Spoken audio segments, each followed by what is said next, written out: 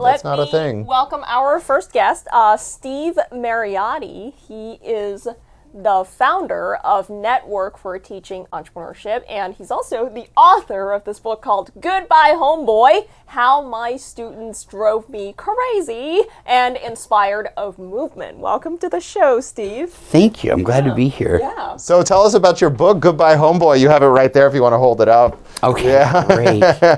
Here's the book, Goodbye Homeboy. So tell us about it. And it's a memoir of 2 years that I spent teaching in the South Bronx with children that had dropped out of school. And I've been an educator for 40 years. But What era was this in? This was 87, 88. Oh, so the South Bronx was still tough back then. Yes, you remember. Yeah. And we had a horrible problem with dropouts and violence and, just tragedies. And I had a great principal, and she said, why don't you take the worst children as far as how they do in school, call them up, meet with them, and see if you can convince them to come back to school. But they can't come back in school.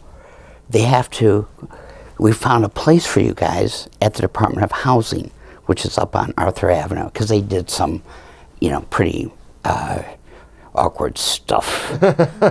And I'm so proud, even jeepers, 33 years later, 23 out of 24 graduated.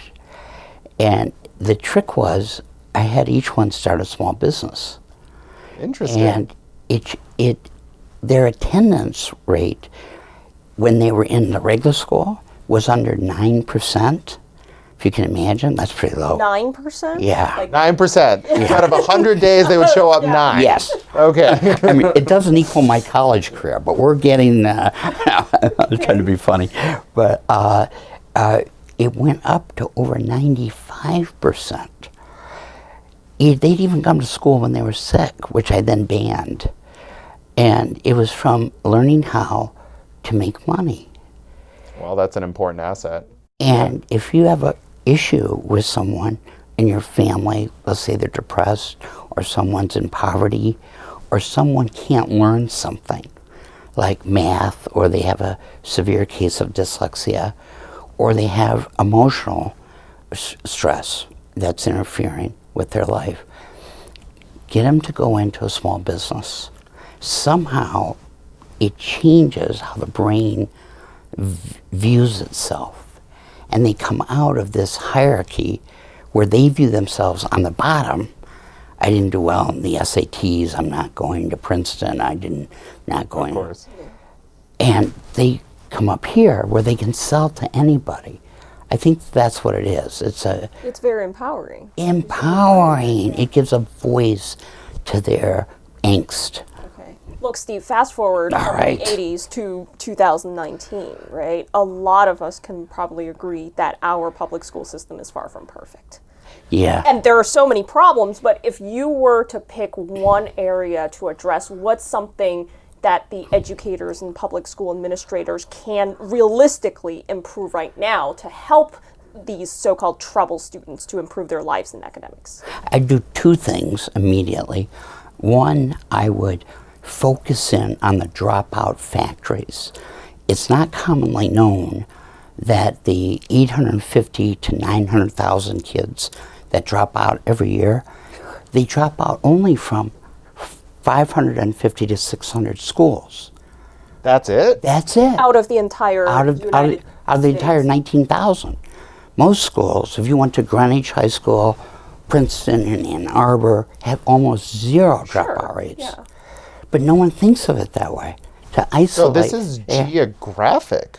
Yeah, and it's geographic in a, I don't like to call it a cell, but an enclosed area where you could try all kinds of techniques, I think, and let the kids have input into what the...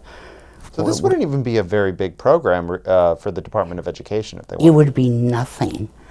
The second thing I would do is I would make an effort that every child learns how to own and operate a small business before they turn 18.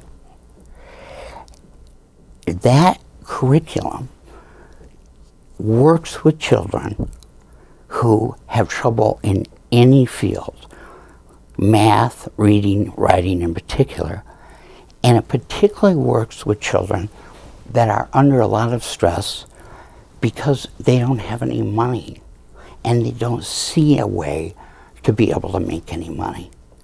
And we've all been, I know I've been there, and it's so disempowering that you lose your, it's terrible. Sure. I'm not particularly surprised that it's geographically driven, just because I think whoever you're surrounded by, they influence you. If they work really hard, then you're more likely to work hard. And if they drop out, you're like, it's no big deal to drop out. So I'm not surprised by that. But for, we have high school students who watch our show, young people, really young people who watch our show. And for these people, it's like, as you said, I'm depressed. What do you mean? Like, I don't even want to get out of my bed to go to school. Or if I go to school, I fall asleep. And you're telling me to go run my own lemonade stand or something? That's a stretch. What do you say to these people? How do you get them to take that first step? Oh, it's easy. I have found, we have 1 million graduates, NIFTY does, around the world. And I personally taught over 11,000 kids personally.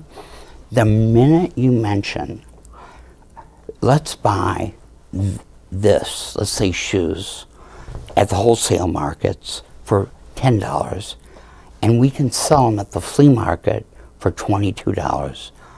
A person's energy rate, I don't know the chemistry involved, but take any antidepressant medication, any drug, multiply it by 50. People love markets. Well, I feel like I've just stepped into Mr. Feeney's class back in Boy Meets World. I'm sure you've been called that before. Such a compliment. Thank you. Maybe we should play that for the audience again, some of them. I think most of the audience is too old to get that reference, but Julia Byatt, she's a tad bit younger than me. But anyway, Steve Mariotti, thank you so much for joining us today. Tell us, where can we get your book? Well, Amazon, it's doing very well there. I think it's going to be #1. And Barnes & Noble's, pretty much any bookstore. The digital price is only $2.99. Hardback is, or not hardback, paperback is $16. I'm a book collector, so I can tell you those are good deals. Well, anyway, thank you so much, and we appreciate all the work you've done for the community. I'm very... Keep rocking at it. Thank you. Change lives, so very important work that